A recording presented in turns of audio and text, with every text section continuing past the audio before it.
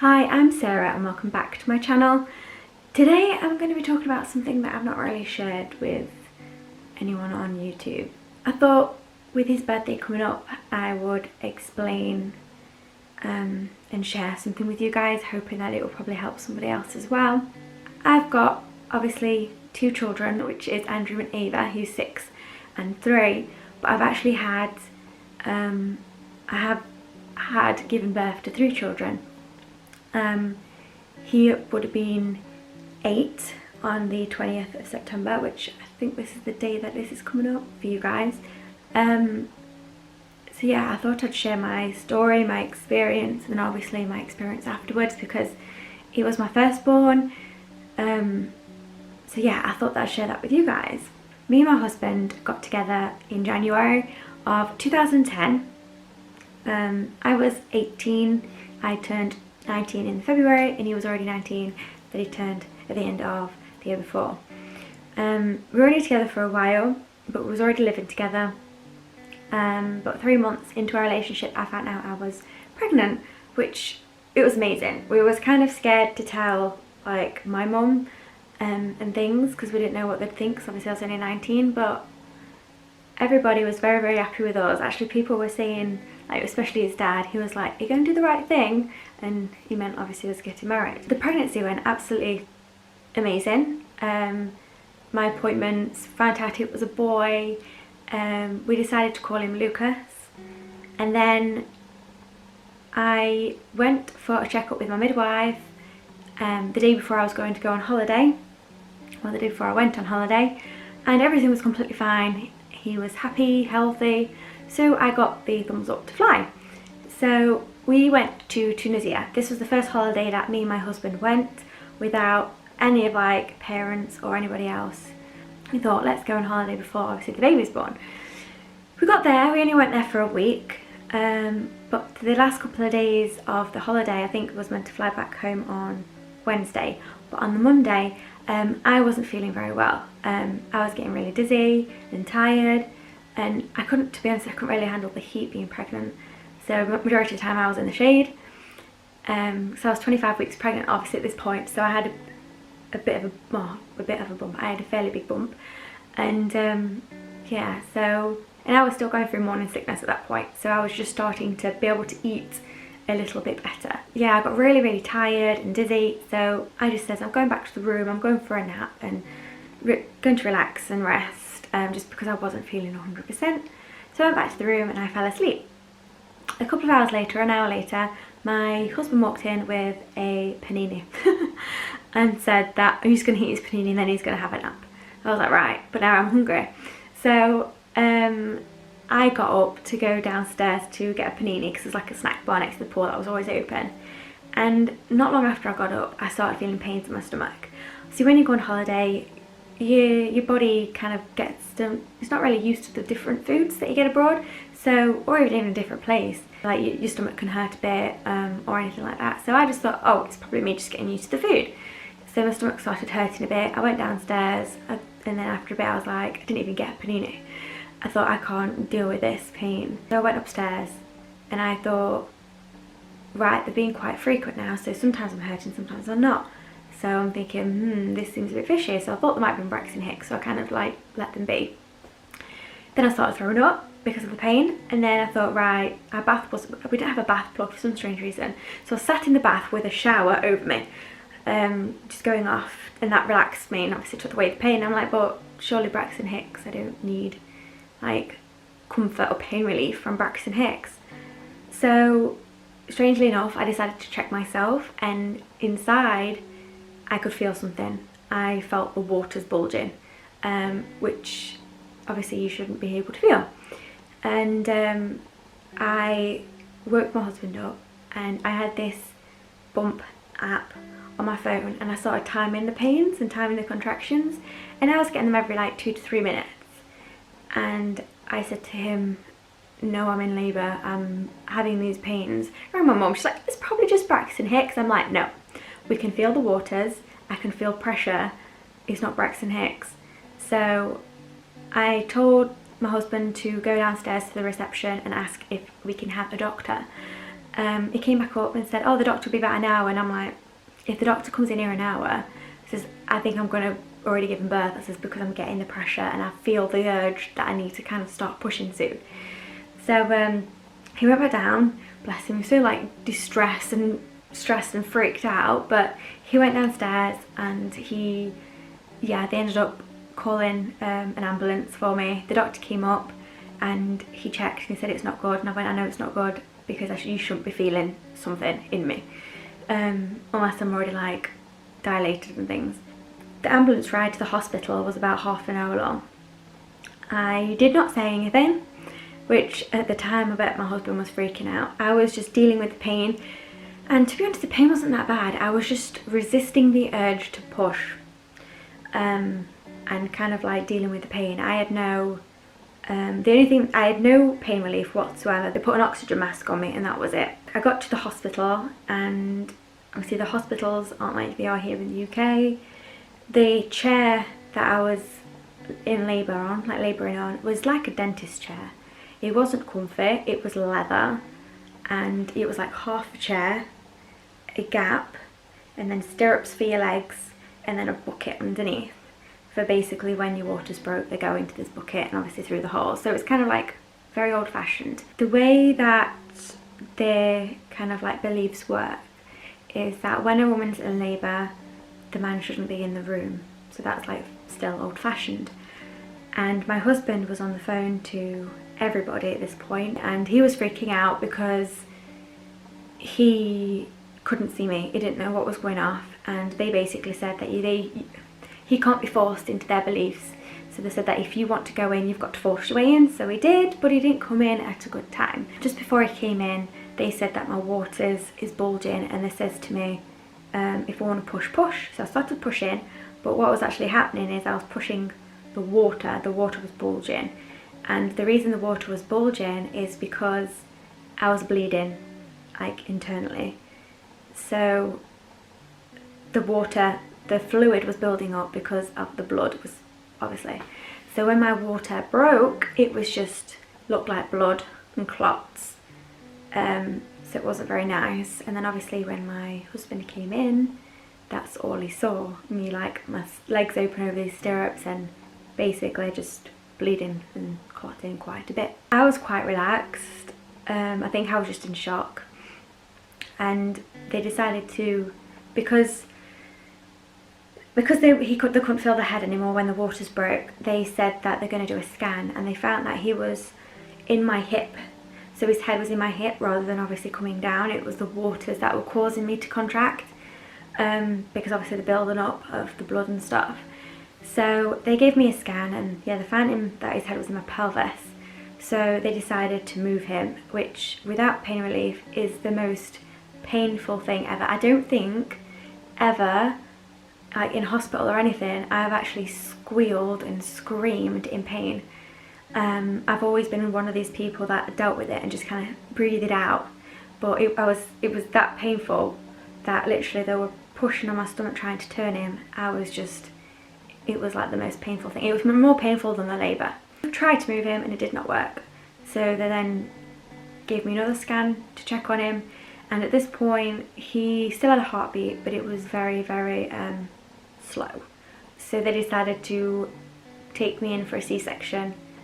And obviously they were going through the choices, obviously saying that it's going to be too early, he's more than likely not going to make it. So they rushed me in for a C-section, and they gave me an epidural, which was horrible. The pain wise, I didn't feel the epidural, but just because I was uncomfortable, because they make you sit up and lean forward, and because I was already 10 centimetres dilated at this point, that's the reason why they broke my waters and tried to push him. So I was 10 centimetres by the time I got to the hospital, which only took like 2 hours, 3 hours for me to be fully dilated.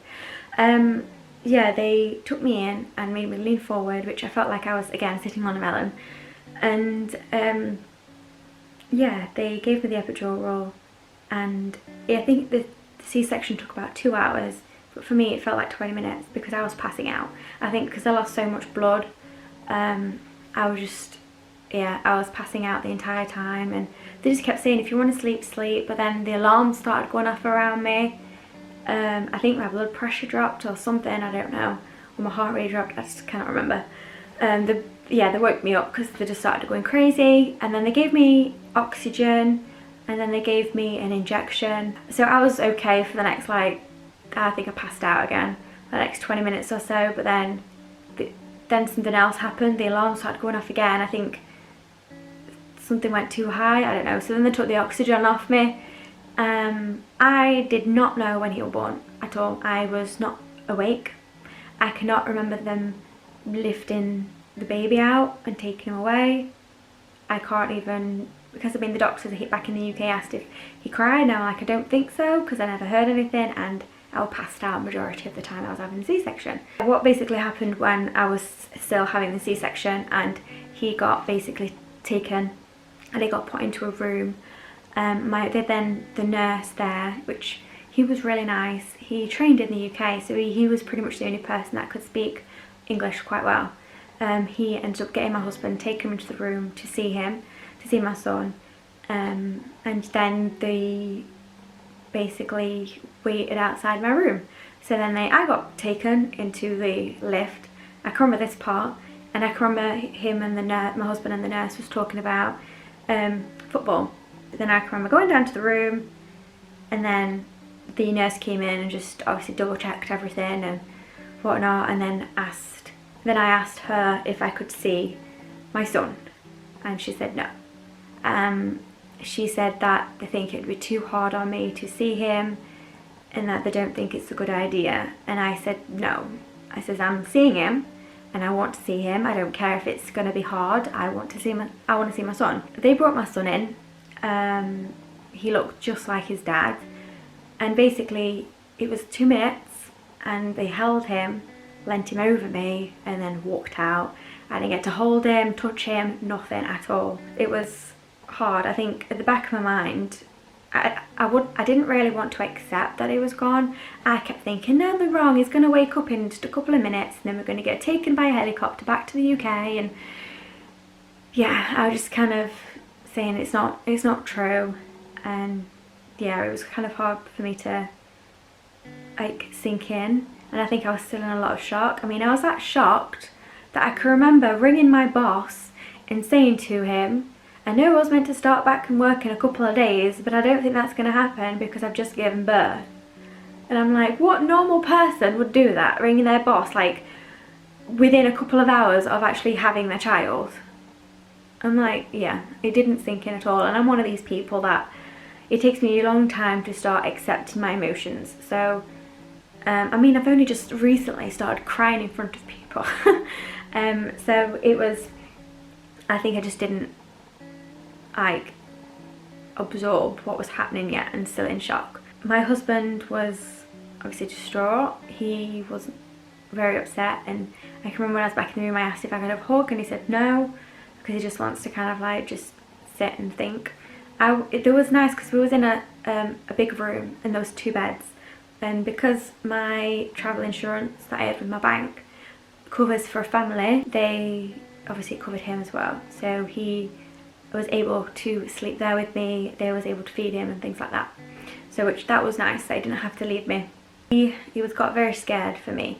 He said when I was in theatre, he said he knew our son wouldn't make it because obviously how small he was and his heartbeat and things weren't very strong, but he was scared for me because of how much blood I lost. He thought I was going to die, which he says that he couldn't lose me and our son in the same day and be alone in a foreign country.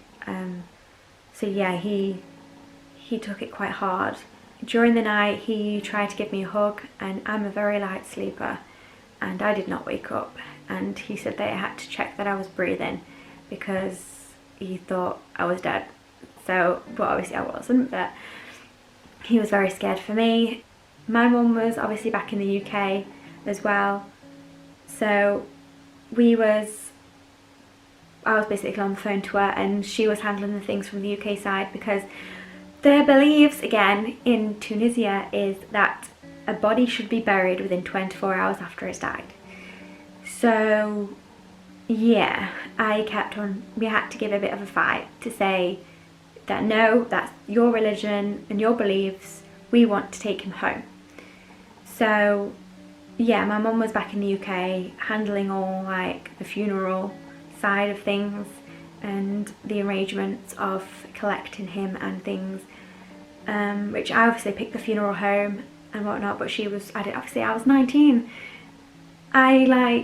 The only one person, I mean, I've had a few people that's died, like my granddad, uncles, but I can only remember one funeral home, so I chose that one because that's the only one I can remember.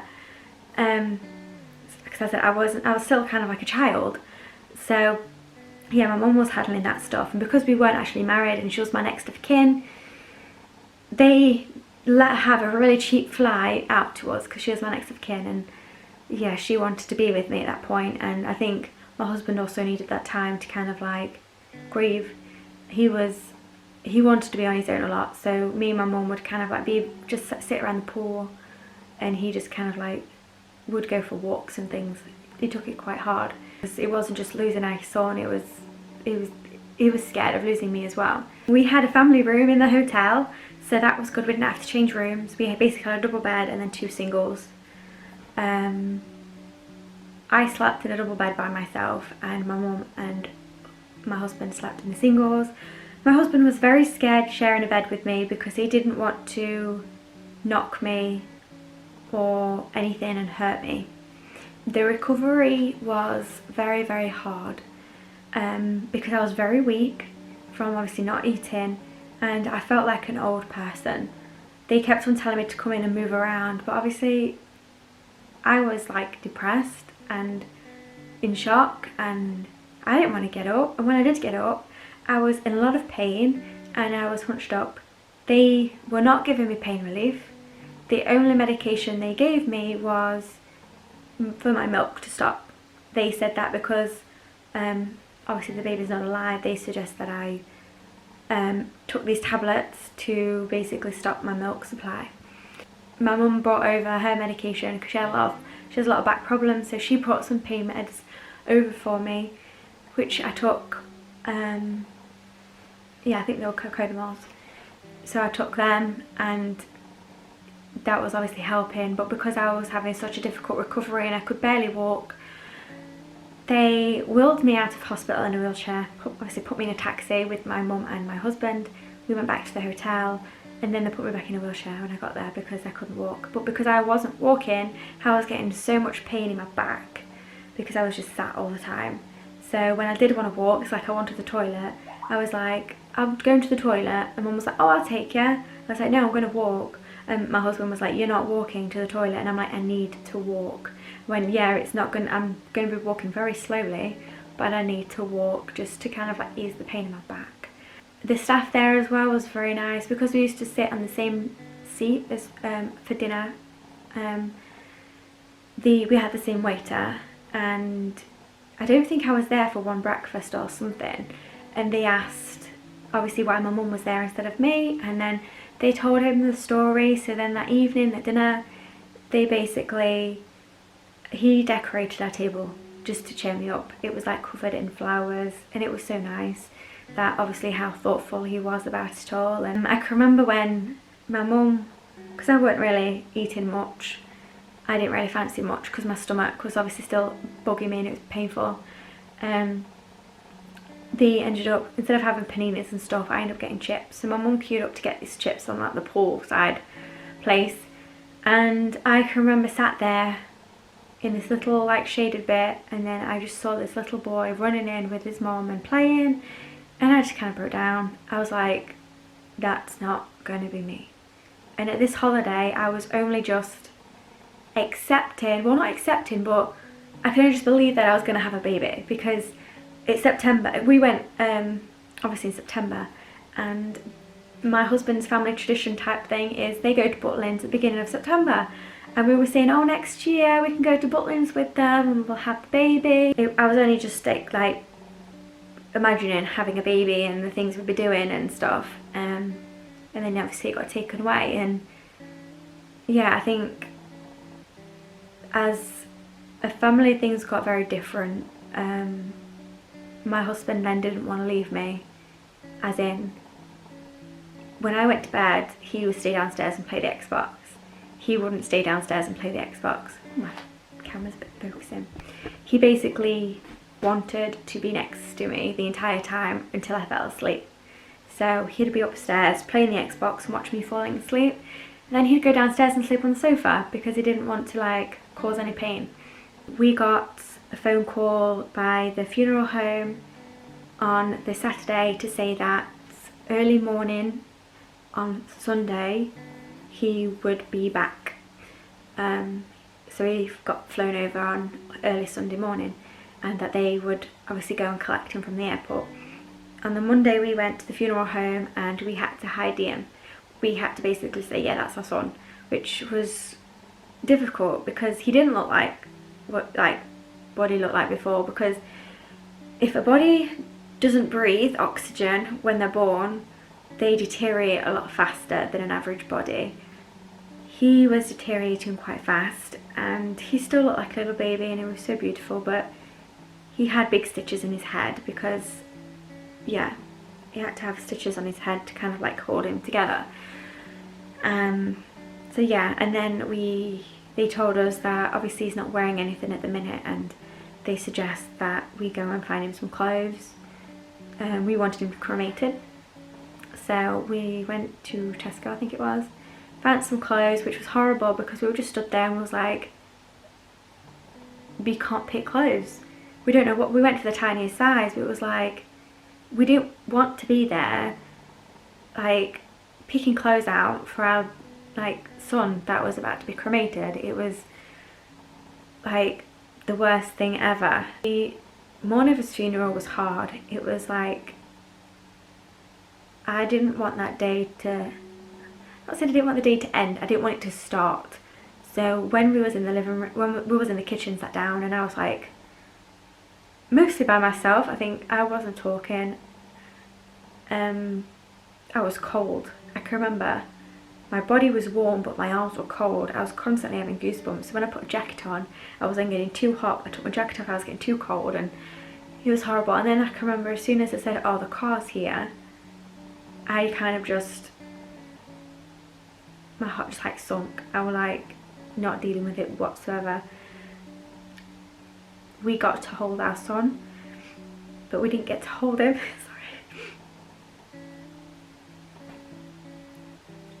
We didn't get to hold him like a baby.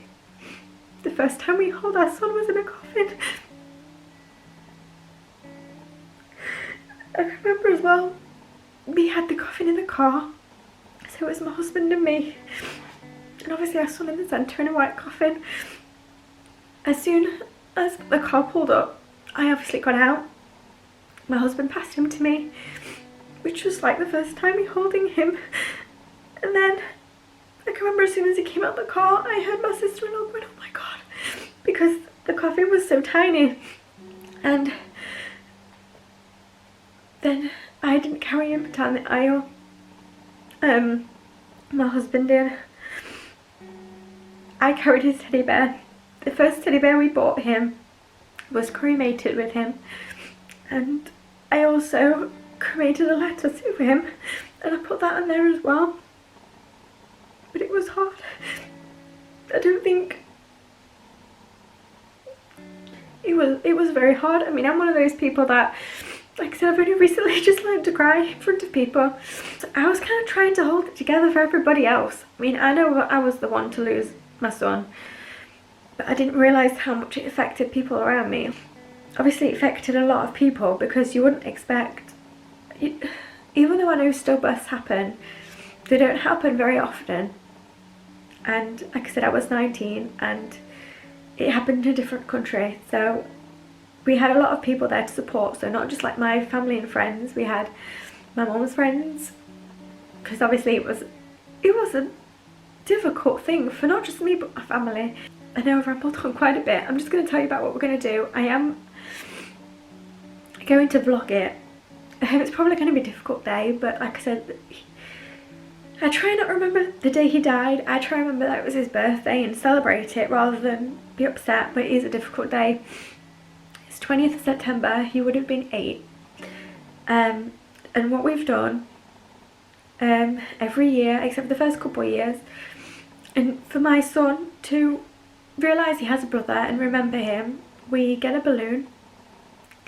So this year we'll get an 8 one more than likely, and we let the balloon go and we say that we're sending the balloon up to his brother.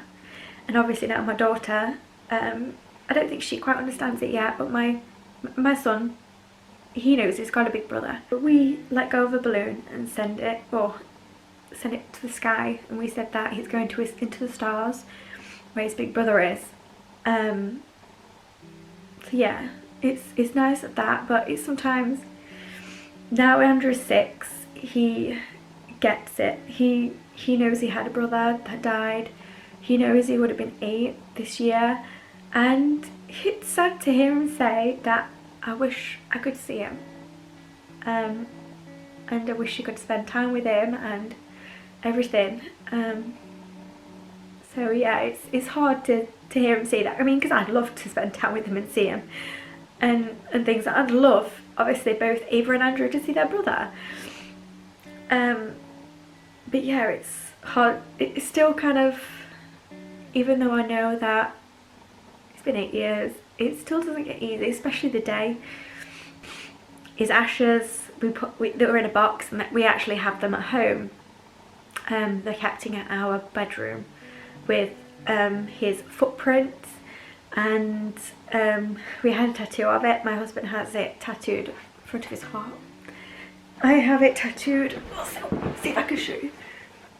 It's his foot at the back of my neck, or back of my back.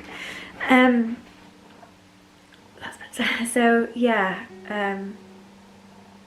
it's coming to that day, so I thought I wanted to share an experience with you and basically explain it in a sit down video before we actually do the vlog, and I probably won't want to explain it in much detail on the day. So yes, I thought I'd share it with you, and hopefully it will help someone out there that obviously you can get through it as a family, and even though it is still hard, it does get a little bit like easier, and it's nice, even though it can be difficult, it's nice for my family and my son to talk about him and things and sharing with him. Yeah, sorry that I've rambled on and this video is way too long, but yes, that's gonna be pretty much the end of my video. If any of you have got any questions or anything about anything, I'm really happy to talk about any of the experience, how I felt, anything like that. So if you have any questions, please just comment them down below and I'll get back to you as soon as I can. But yes, I hope you have an amazing rest of the day, and I will see you soon. Bye.